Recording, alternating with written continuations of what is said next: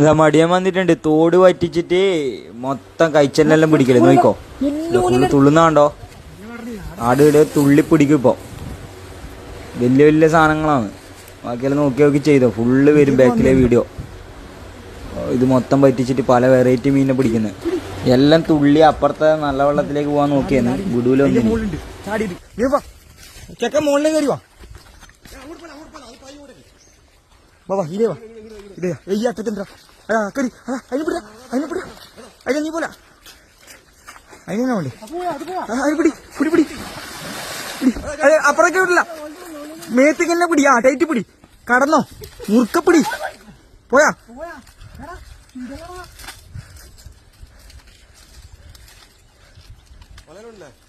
കിട്ടിക്കേ.